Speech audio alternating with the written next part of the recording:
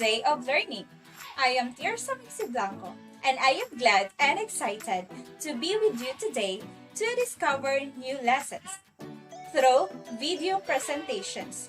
So, set your mind and ready your heart as we learn about the language thought and discourse. Before we start, I want to make sure that you are in a comfortable place and have your notebook and pen for noting important details. Alright, I think you are ready now. So, we will start the lesson. The aim of this chapter will critique the idea that language is a transparent video, help you to see the role of language in constructing a sense of reality, and start to explore connections between language, thought, and discourse, a world that is silently taken for granted. The sociologists Peter Berger and Thomas Lachman, in their pioneering study of the sociology of knowledge, the social construction of reality in year 1991, saw language as one of the means by which people constructed a sense of reality.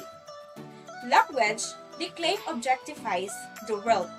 Its naming function produces a sense of the tangibility of objects, people, and ideas, and frequently repeated interactions build up a picture of how things are. Ideas about the nature of things are never spelled out.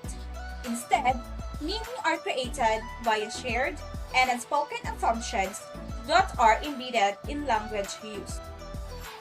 Berger and Lachman saw the power of language as residing in its very unexamined ordinariness. It is important to stress that the greater part of reality maintain its implicit and not explicit. Most conversation does not in so many words define the nature of the world.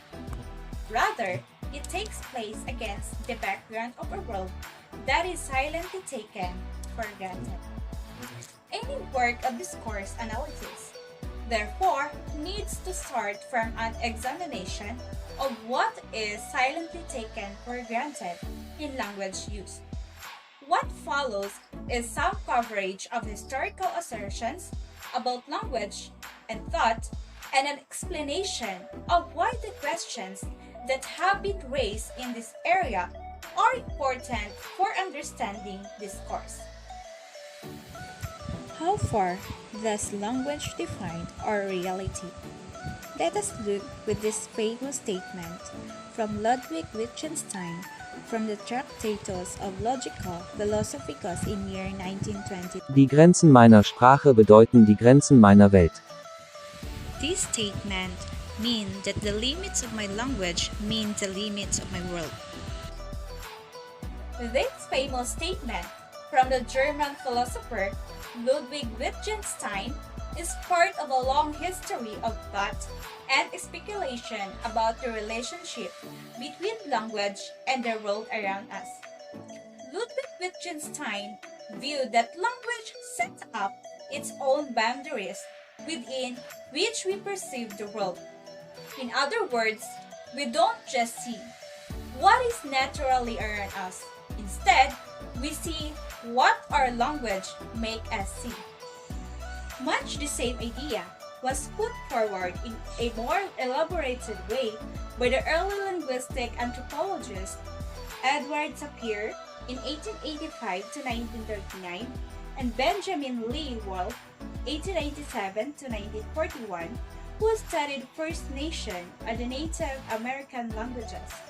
Their concept was that learning and using a particular language was rather like donning a pair of spectacles that forced the wearer to look in a specific way. This was because, in their view, language is not a neutral, transparent system of labeling. Instead, it is a fundamental part of the way patterns of thinking are established. This idea came to be known as Sapir-Whorf hypothesis. The Sapir-Whorf hypothesis revolves around the idea that language has power and can control how you see the world. Language shapes our thoughts, our perceptions, and actions that influence are determined by the language we speak. Language is a guide to our reality, structuring our thoughts. It provides the framework through which you make sense of the world. The Sapir-Whorf hypothesis consists of two associated principles: the linguistic determinism and the linguistic relativism. When we say linguistic determinism, it is the language that determines our thinking patterns, the way we view and think about the world. The linguistic determinism is the strong form which argues that individual experiences the world based on the structure of the language they habitually use. Example, Eskimos living in Alaska have nearly 50 words for snow, while we have only one to describe it. So they can visually see the distinction because they have words to describe the distinction. So, the Eskimos have a word called apot for snow on the ground, kana, which means for falling snow, and pixiprop for drifting snow. Linguistic relativism, which means our language is influenced by the surroundings we live in. It is the relationship between language and culture. Benjamin Lee Whorf was one of the first to determine the principle of linguistic relativity on the basis of his experiment with the Hopi. Along with his mentor, Edward Sapir, he researched the Native American language of Hopi to account for the different ways that perceive the English language. He argued that the Hopi don't count time in terms of days or years, but as continuous passage of time. He even found out that Aleut tribe of Eskimos have over 50 words for snow, while we have one. Their language was influenced by their surroundings. In English, there is only one word for snow, but in Inuit language, many words are used to describe snow, like wet snow, clinging snow, frosty snow, and so on. For language and representation, although the Sapir-Whorf hypothesis, in its most extreme form, has a few adherents nowadays, the relativist version is still part of contemporary debates about language and representation. When we say representation, it is the role of language in constructing ideas about the nature of things, and more particularly, the nature of different social groups. The issue of representation links to the topic of language and thought directly with that of discourse, because if language influences our thinking, even to a small degree, then the language that we acquire and use to represent the world around us make us think in a certain ways. A key concept from that field in its approach to language and representation is that language is arbitrary. Arbitrary means there is no logical relationship between a language item and a thing or idea it represents, beyond what has been established via social convention. This doesn't mean that language is meaningless. Quite the opposite, it means that language is richly influenced by culture, being constantly mediated by all social factors that come into play whenever it is used. In the previous chapter, it referred to the idea of the sign. Although this can be referred to signs in the graphic sense, a sign can also be an example of language use, something that signifies or has meaning. However, meanings are not fixed. A sign is a made-up of signifier, which is signify the case of language, would be a linguistic term, such a word or a sound and something, which would be the thing or person or idea referred to. The meaning of the sign is the whole of these aspects. including all the spaces between the signifier and the signified, where individual experiences, group values, and cultural norms help to shape the process of definition and interpretation. As an example of what is meant by the spaces in the previous sentence, take a single word such as heart. The word itself is a signifier. So what is signified or being referred to when this word is used? One answer could be that word labels a muscular organ that pumps the blood through the body's circulatory system. But is that the end of the story? What about the idea of the heart at the center of something, as in the heart of the city? Or the idea of having the heart to do something? That is, having courage or bravery, or being good-hearted or hard-hearted, referring to aspects of character. What about heart as playing cards? Or heart used as a verb meaning to like or love, as in the film title, I Heart Huckabee. Context is obviously important. If we see the word heart in a medical textbook, we are more likely to think of the physical organ. And going beyond verbal language for a moment, any graphic representation of the organ in a medical book will be a world away from the way it looks on a Valentine's card. But many of the other language-based connotations of heart above are heavily reliant on symbolic connections. The heart as a centerpiece, the heart as the basis of the emotions, and so on. So these ideas are culturally produced and may well not translate across the boundaries. The 1960s saw just such a challenge. Pressure for greater equality from social movements such as feminism brought language center stage because it was seen as key aspect of how minority power groups were sidelined and kept subservient.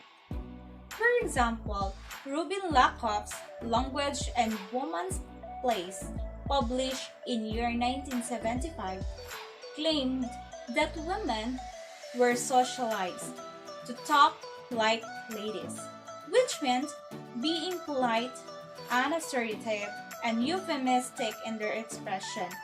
In turn, their language allowed them to be seen as less powerful. If women changed the nature of their language, they were in danger of being written off in another way, as being unfeminine. A problem that has no name. The examples given center on gender, but of course the possible role of language in helping to construct reality has a much broader scope than this. The women rights activist Betty Friedan, in The Female Mistake, talked of a problem that has no name to describe the way in which women in 1950s America felt unfulfilled and unhappy, despite having materials comfort, because they did not have equal rights with men. Her phrase still resonates today because of a recurring question about the role of language. Does having a name for something make it real? Therefore, if we lack words to describe an experience, does that experience seems less believable? It does seem that case that the coinage of the term sexism and racism in the 1960s to describe forms of discrimination on the basis of person's gender or race made it easier to identify and classify and ultimately make illegal certain actions and patterns of behavior. But as Cameron points out, Changing language alone will not change society. Language has to be part of structural changes on how people participate in society and live their lives. I live in a world of others' words. Given that language is a human construct, then it follows that the language we inherit is inevitably the result of those that have preceded us.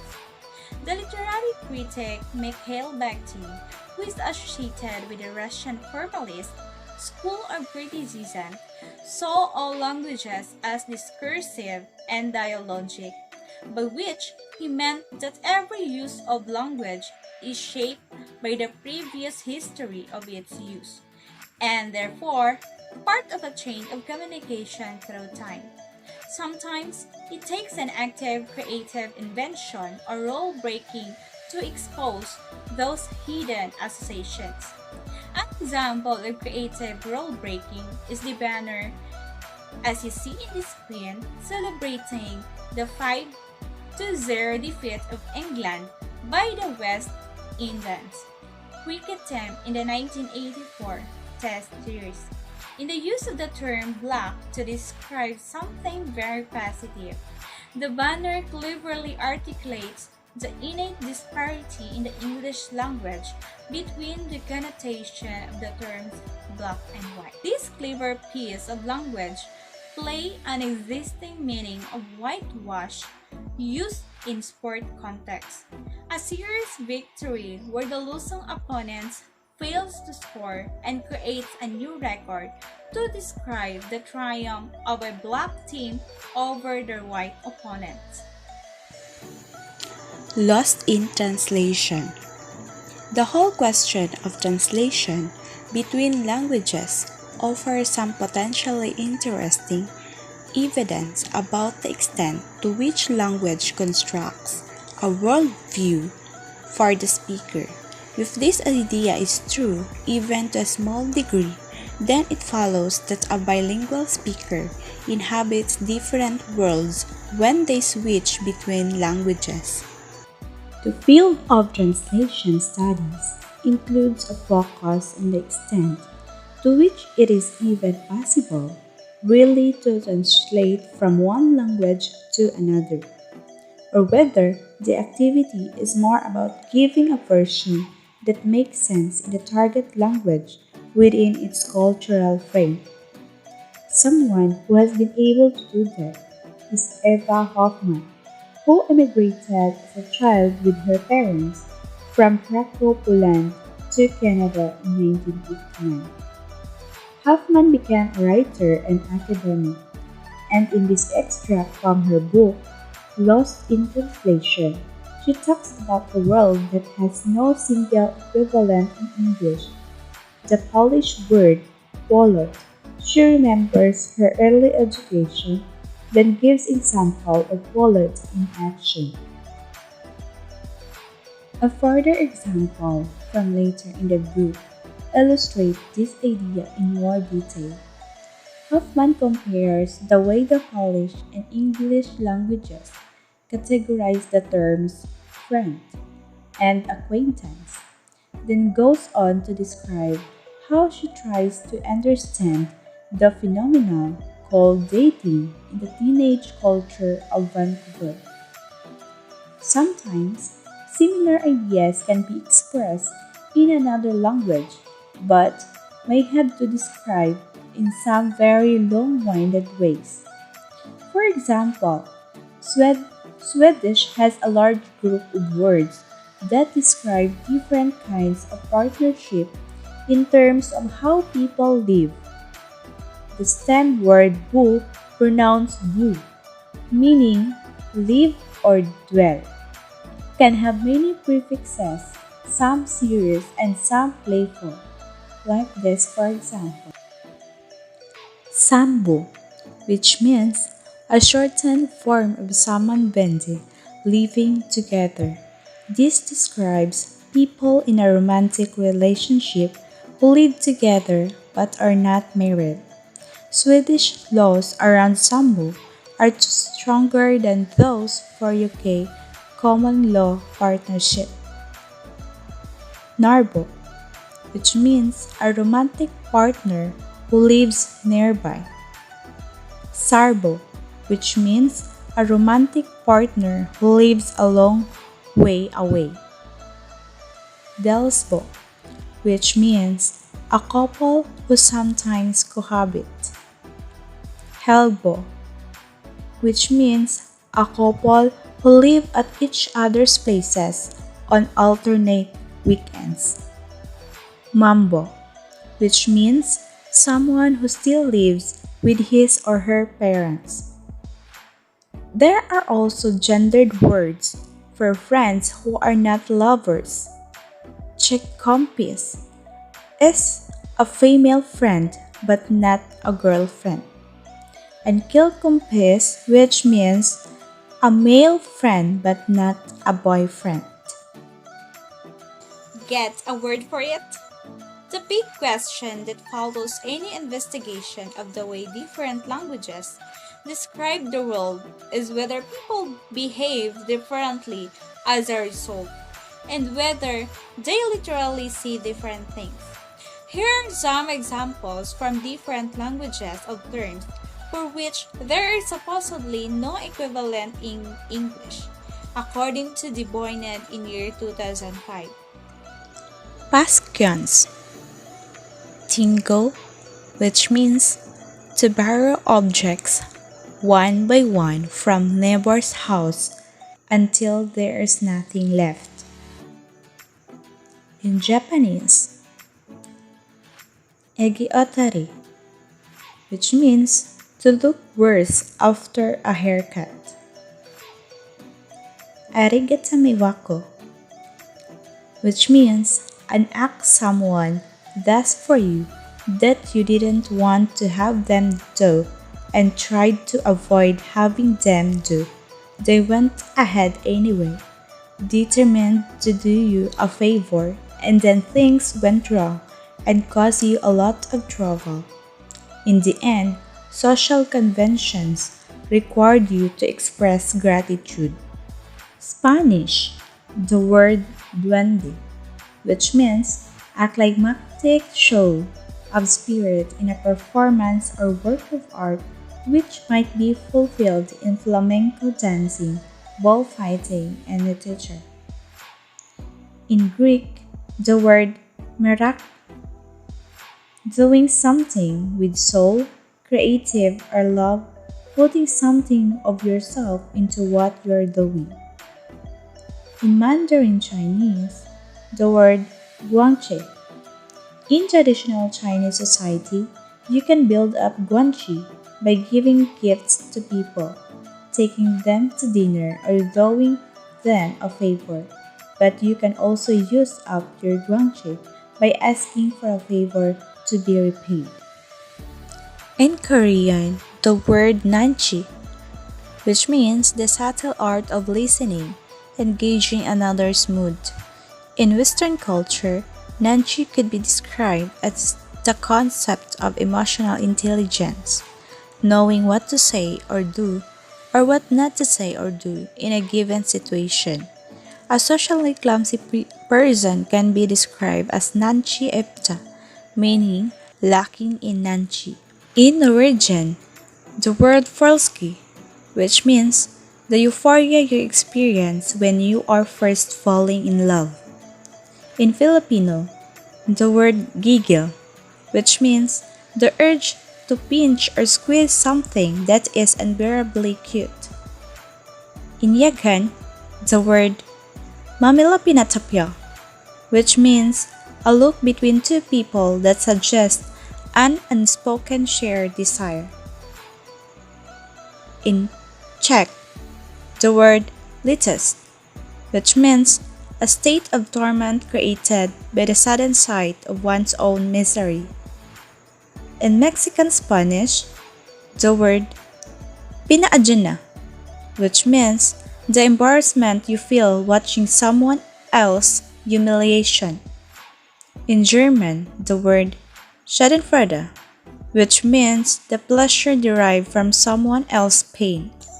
Terms such as this are useful to think about with reference to the opportunities or constraints experienced by speakers, depending on the language they have available to them.